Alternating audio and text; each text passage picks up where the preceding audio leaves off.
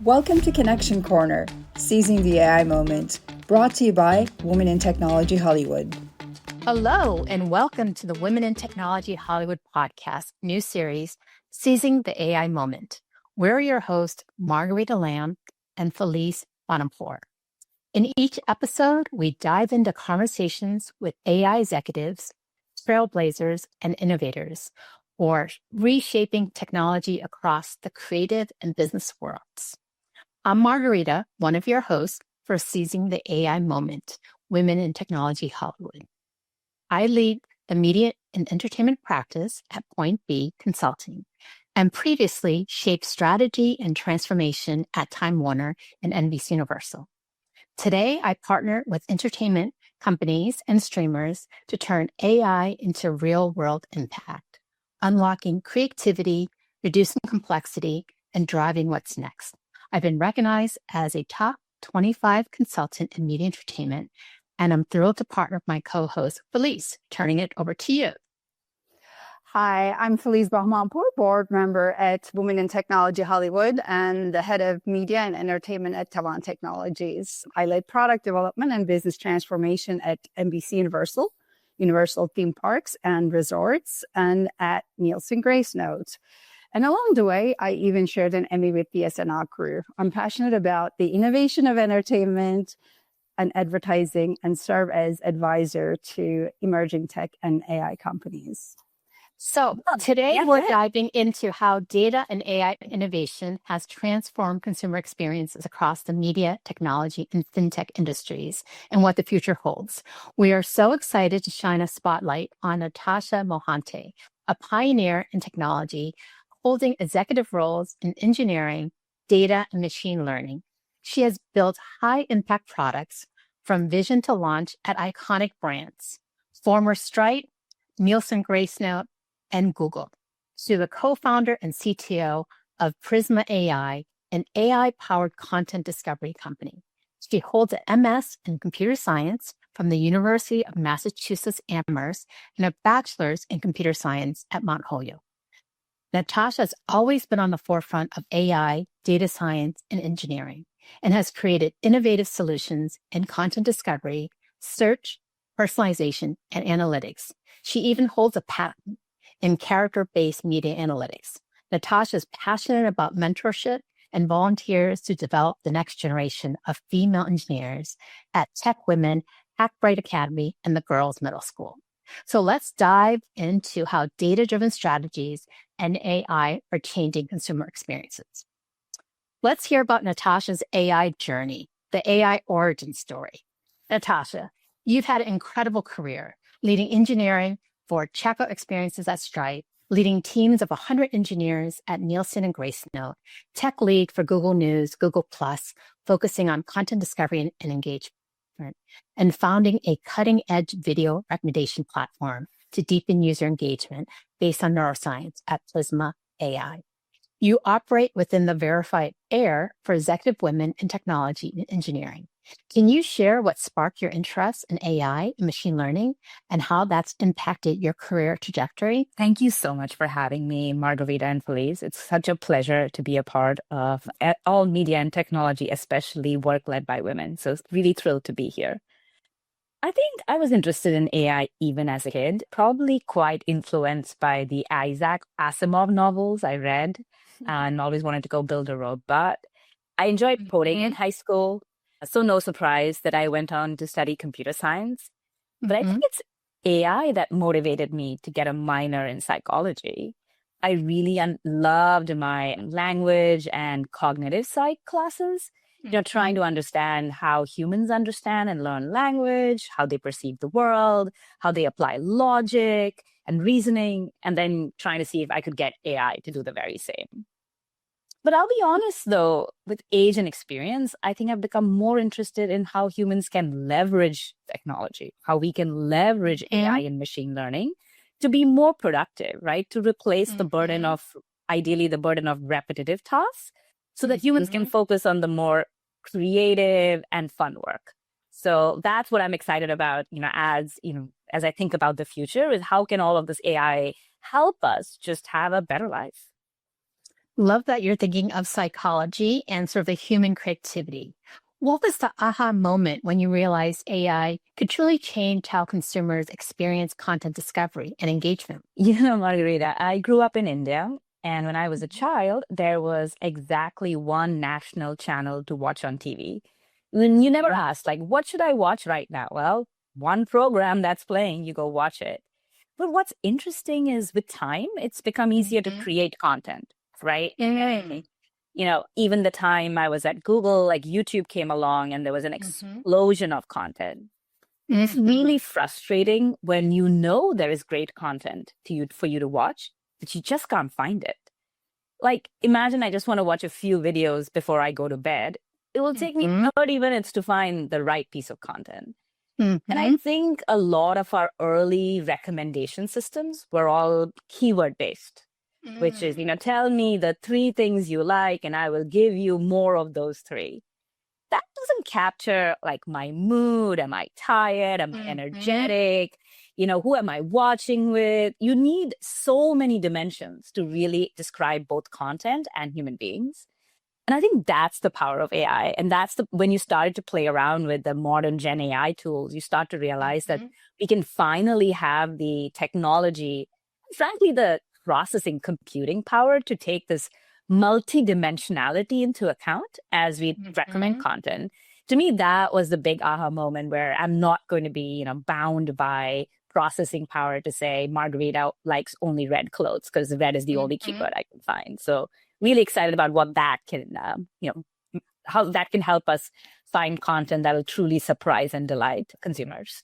I love how you shared sentiment, not just search words. And that was why I was so excited to partner with you on the startup that you founded, because you're bringing neuroscience and sentiment and really giving a user a much deeper and emotional based connection to what they really want. So if you could go back and give your younger self advice, what's one piece of advice about integrating AI into the content discovery or engagement to improve that overall consumer experience? What would it be? It's funny. I was thinking about this, and I don't think it's just the AI. I think one thing with all these tools like ChatGPT has really brought about is people like having conversation. When you think of content discovery, right now, Netflix has the best in class content discovery, as does like Amazon Prime and, all Disney and all the other services. But it's so static, right? Like you get a set of recommendations, you pick one or you go home. Whereas that's not how we pick things, right? So we will, when I think of picking content, I'll be like, no, that's not quite what I want. Something a little darker, something a little more fun. And I think what the modern tools let you do is really be able to have that conversation. And so I'm really excited if I were to go back to my past self of how to make conversation a huge part of the content discovery. And then on top of that, some of the modern reasoning models are really good. I actually kind of want to know, why did you pick this for me? What did you think I liked? Like, I'm binge watching Mission Impossible because I still haven't watched the movie in the theater, but I want to tell the bot. Okay, I'm waiting. Don't tell me. But I don't want to tell the bot, like, that doesn't mean I want to watch all Tom Cruise movies. Don't worry about it. That's a special reason. Go recommend something else to me. But that's impossible to tell my TV right now. And so I'm really excited to go back to my past self and be like, really make the content discovery like a process versus just the outcome, because that's what human beings, people are looking for. I love that. It almost sounds like an AI best friend of I'm in the mood to watch this and having a conversation to get better recommendations. Now we're seeing AI make waves in everything from content creation, content discovery, as you're mentioning, the way content's distributed and also monetized with personalized ads. What's one AI-driven innovation in media or technology or in fintech that's really blown your mind? Well, blown my mind, huh? I think the AI-driven content creation is really blowing my mind. I think it's just taken me by surprise, frankly. I think now if you have an idea, you can work with, one of the many AI tools to turn that idea into a reality, right? So you can write lyrics for a song, you can create an image, you can create a GIF.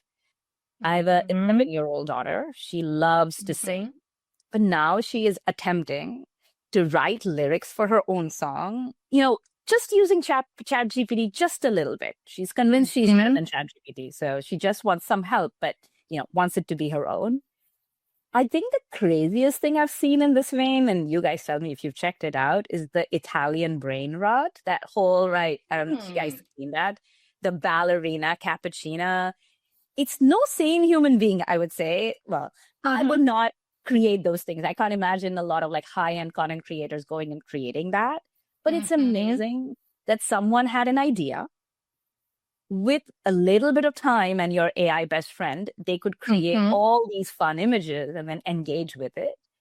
I feel that like, you know, as a technologist, I always view AI as a tool. So I'm really excited, right? Like, what does this unleash for all those people who have great ideas, but maybe don't have the time or the training to turn that into a reality? How can they work with AI to create content for themselves and their best friends in a way that was never possible before?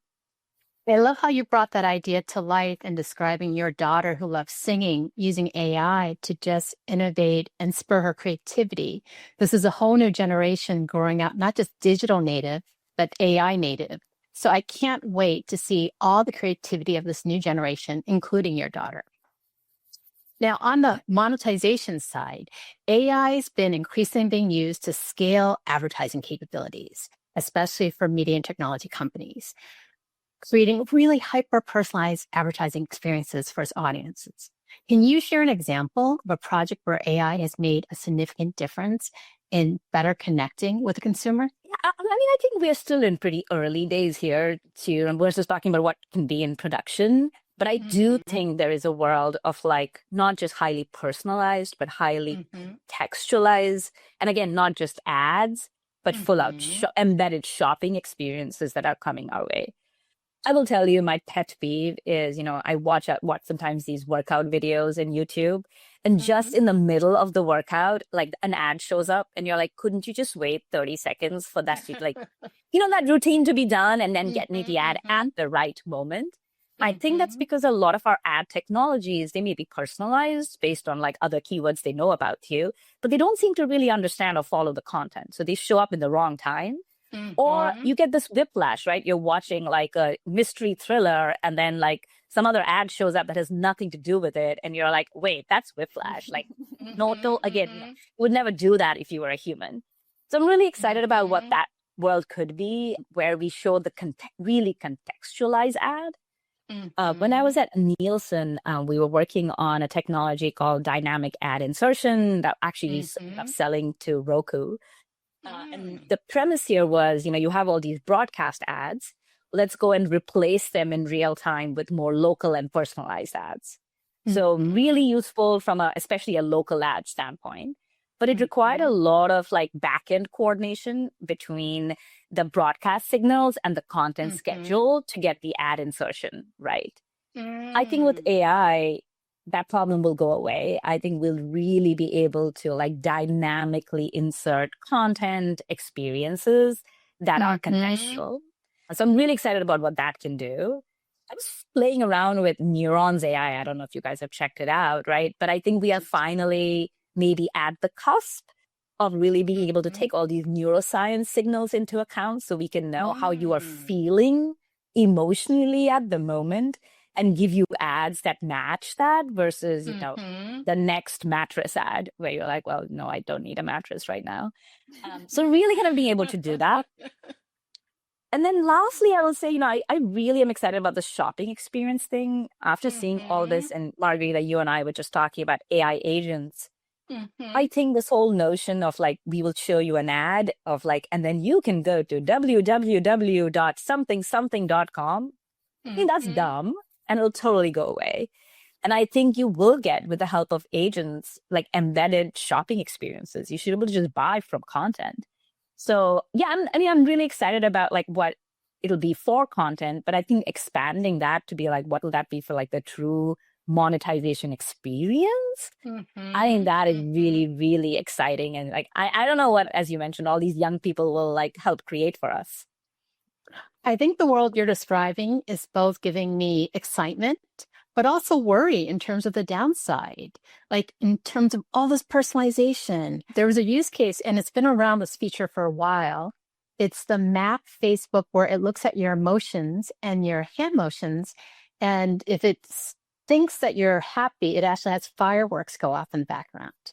and it has balloons, it has confetti. So I've just seen it recently. But it also has the flip side. I think if it reads a face that is a little sort of pensive, it actually gives a thumbs down.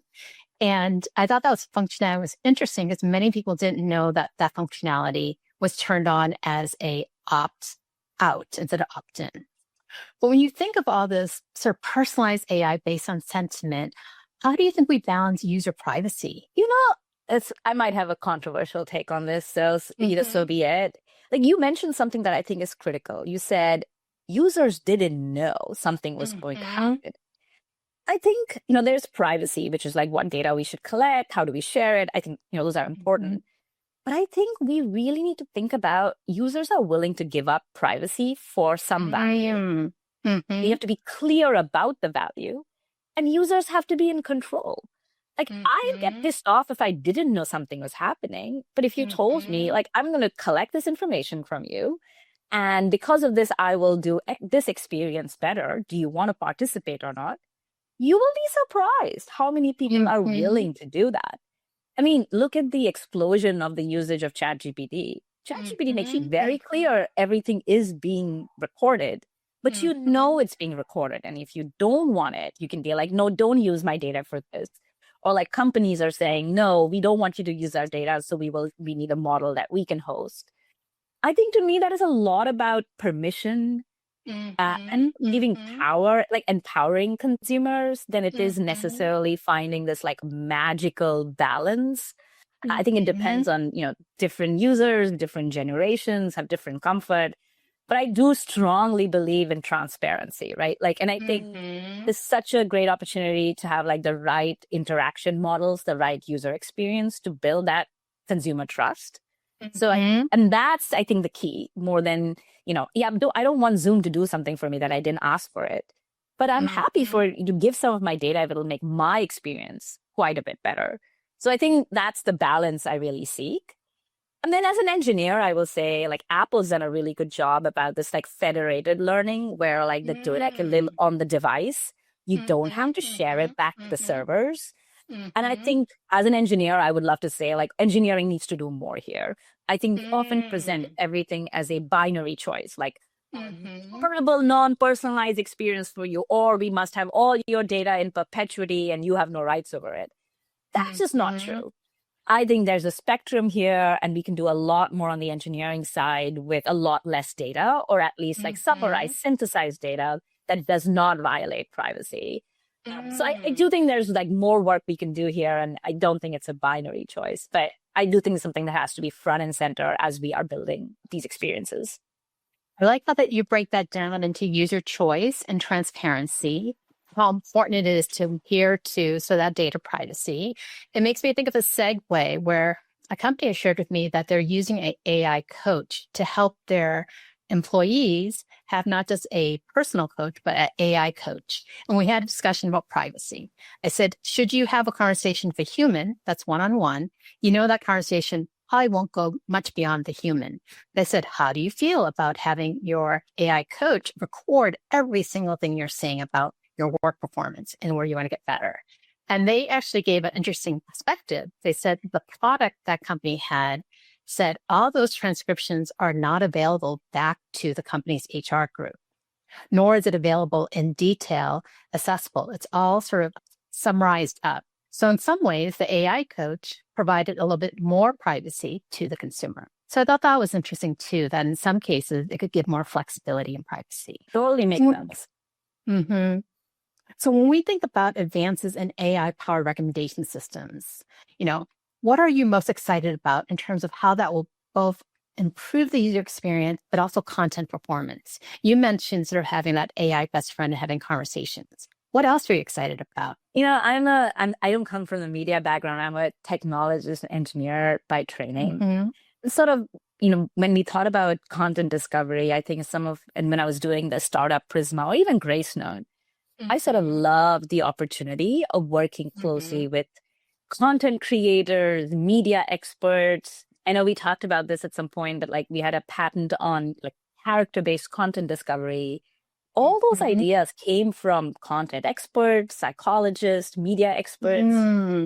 I think what I'm maybe really excited about is now all the ideas that people have, they can actually bring it to fruition, maybe in partnership with technology, right? Versus feeling like this technology is like a black box that like something feeds into it and gets an output out of. And so really what I'm excited about is this technology is available. It's available not just to engineers, but to like everybody. I'm excited that we now have these modern GPUs that, now we all say, right, there's more power in your phone now than the power it required to send command to human beings to the moon. And I think that is now available at our fingertips, and everyone is empowered to use it. Young people are empowered, I don't know, from middle school to use it. So I guess I don't know what I'm personally excited about other than the fact that I know there's the potential to unleash all this expertise into finding really content that resonates with human beings and using engineering as a way to get there. Like, and really getting, I mentioned this earlier, also truly being multidimensional, right? And bringing that alive. So I thought about it as like part of my job here is to enable others. And that's the power of technology. And, with AI, that's what I'm most excited about. I love how you couple engineering technical with psychology. So it really is the human intelligence and sentiment and feeling and emotions. And that you're sort of bringing that together. And that really what AI stands for, the artificial intelligence with that emotional component. So now that personalization is at table stakes, but the next frontier is contextual and emotional intelligence in content discovery and delivery. How close do you think we are to real-time adaptive content experiences, where AI adjusts storylines, formats, or even tones based on the user behavior or mood? I think it's a great question. I will say, first I would say, just because something is technically feasible doesn't mean we should do it. And so I feel like, we should separate those two always.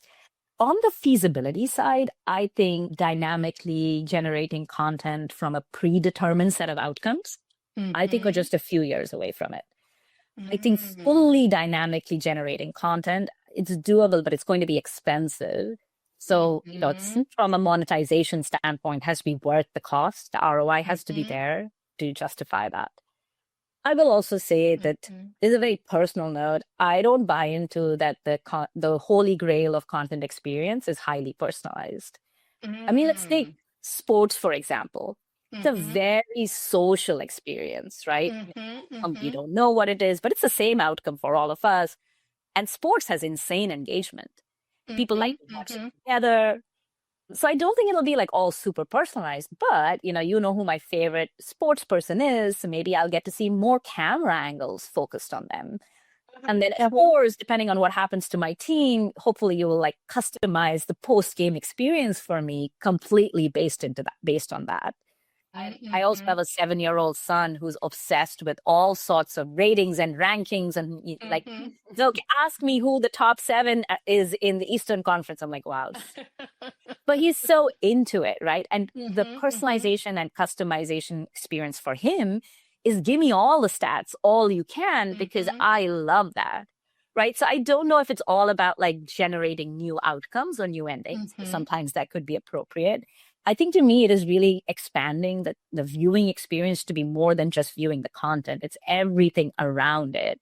I know on the monetization side, we've done something around merchandising, but I think there's so much more power in there to really like create a much more immersive experience. How do I engage with more fans, even if I can't go to the stadium today? I think all of those personalization is really, I mean, it's at the fingertips. I would say that's like maybe a year away where we can actually build really powerful personalization experiences that really just goes beyond content viewing. To me, that's personally way more exciting than necessarily I choose my own ending of a movie. Even take White Lotus, right? Like I'm super excited that we all saw the same set. I don't know if I wanted you and I to watch different endings. Like it was fun to talk about the weirdness of the ending, but give me more backstage access to my favorite character. Tell me a little bit about their, process in taking on this role. So I'm really excited about that personally more than I am about necessarily personalizing every aspect of the experience. Because coming back to Mission Impossible, I mean, I'm only watching it is because like I have friends who have watched it in the theater. So I do think there is something beautiful about a combined social experience that content is a huge part of. I love what you said earlier.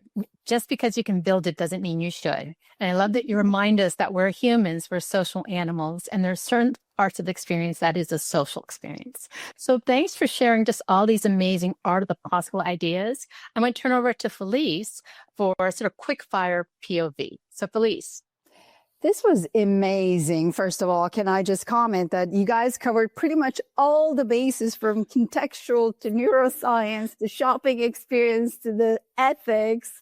It's just as an industry person, I even had a sort of a visit to the all corners of AI. So really appreciate your deep expertise, Natasha. I get to do the fun part today, quick fire questions and bold takes. I mean, you're already a bold person, so I'm excited to hear your thoughts in this section. So the first one comes as, will AI create a story more beloved than any human masterpiece? You kind of shared that content creation is blowing your mind.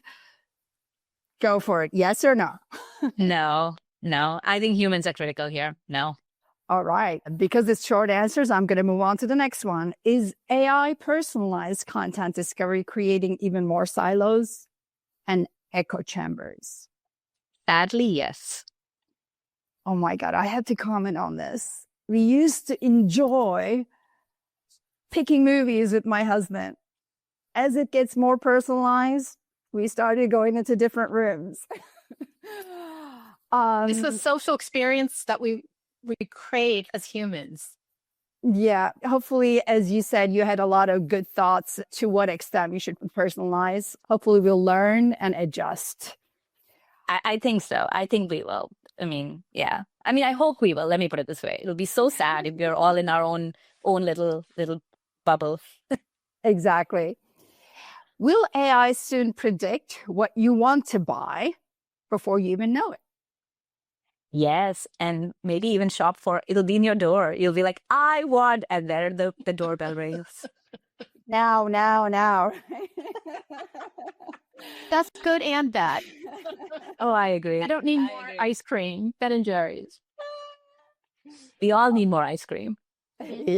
Totally. So hot takes. This is beyond the yes or no. You can give short answers on this ones. Fast forward to 5 years.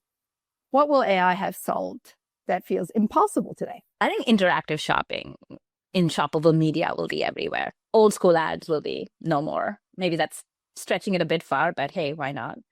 And then, you mentioned this, Filiz. I thought about this very much, which is I'm hoping in 5 years, my husband and I will be able to choose something to watch together within 2 minutes of turning on the TV. Right now, it's a 25-minute exercise to be like, do you not? So that's my hope, that within 2 minutes of turning on the TV, he and I can find something we love to watch together.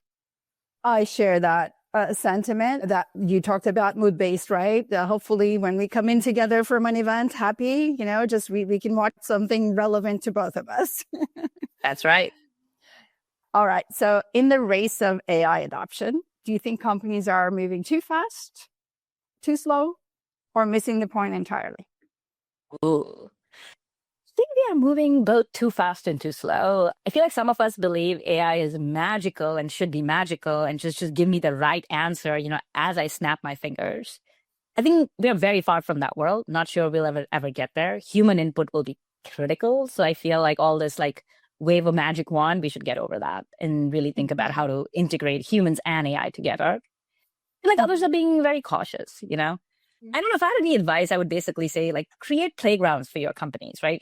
I think what we all need, anything new comes around, we need to play with it. And by we, I mean people at all levels of a company need to play with it. And so my advice for companies would be create playgrounds, that people can safely play with the AI technology and maybe come up with cool ideas. That's something we did at Stripe, and a lot of our payment agent work stemmed from a playground where smart engineers and data scientists and product managers and everybody came together and be like, voila, this looks fun and actually useful. So Yeah, totally. And some of the innovations came a little bit surprise. I mean, I never thought that Waymo was going to happen. I wouldn't say in my lifetime, but not that quickly and suddenly basically popped in everywhere, right? In terms of the, media's adoption, I think, I'm pleasantly seeing that media companies are creating that playground to innovate. So that's refreshing to see. All right. The next question is, how do you see the relationship between the humans and AI is evolving? And will we be collaborators, friends, managers, or something else entirely? I think 100% collaborators. And frankly, this is panning out in areas where I see AI is already deeply integrated. So whether you take coding or analytics, there are tons of tools, right? Take GitHub Copilot, Databricks, or even startups like Cursor or Wisdom AI. Their fundamental mode of interaction is that the human is in control and collaborating with their AI best friend to build quickly. And that's the model I imagine for like everywhere. So yeah, happy collaborators. I want a best friend, new best friend. Hey, That's right. AI bestie. That's what we're looking for. AI bestie. All right. My final question for you is, if there's one takeaway for the media and tech industry in terms of the AI's role in improving the consumer experiences and engagement, what would that be? I said this a few times, so maybe I'll reiterate it. AI, like all technology, it's a tool. It's a very powerful tool and makes possible things we didn't know before, but it's a tool that fundamentally needs human creativity to work. We also talked about how it can create silos. So I feel if I were to give one takeaway, I would say it's now upon us to break silos on how we work, right? So instead of thinking of, in my world, like the engineering org, the data science org, and the content production org, and the creative org, and all these orgs don't talk to each other until you have some leaders get together in a room, I think that way of work just won't work in the world of AI. And so my thought process here is, let's create more cross-functional teams. Let's create small teams that are trying to drive outcomes together, but bring together lots of different expertise. And then they can together have this AI best friend to help them get to the business outcomes or other outcomes they're looking for. So feel like what I tell my kids too is like, AI is also moving so quickly. We need all of us to be like flexible with a growth mindset. That's what I would say for like the media and tech industry too, right? Like break silos, collaborate actively, and just like learn as you go and be flexible. And then let's see what we can all create together. Definitely, the diversity of thoughts and coming together to even innovate bigger things. You've been amazing. You've blown away my mind for sure. And I'm sure the audiences will love this episode. Thank you so much, Natasha. Off to you, Margarita. No, thank you so much, Natasha. That was the art of the possible in less than 30 minutes. So thank you so much. That's a wrap on today's episode of Seizing the AI Moment with Natasha Mohanty, powered by Women Technology Hollywood. We hope you're leaving with new insights to inspire your next AI move. If you enjoyed this episode please do follow us on podcast platforms or YouTube. Be sure to subscribe, leave us a 5-star review if you'd like, and share with someone who needs to hear this. So Natasha, thank you so much for sharing all your creativity, all your deep technical engineering know-how, but really balanced with that human-centered, emotional, psychological sentiment, and reminding us that AI is very exciting, but it is a tool. It is a tool that can be powered by the creativity of us humans. So really excited for the next generation to take this tool to new heights, excited for your daughter to create that next best-selling song, and for our children to create new worlds that are less siloed, more connected, with a deeper and richer understanding and social experience. So thank you so much. It was amazing. All right. Thank you for having me. Thank you. Bye-bye. Thanks for watching Connection Corner, Seizing the AI Moment, brought to you by Women in Technology Hollywood.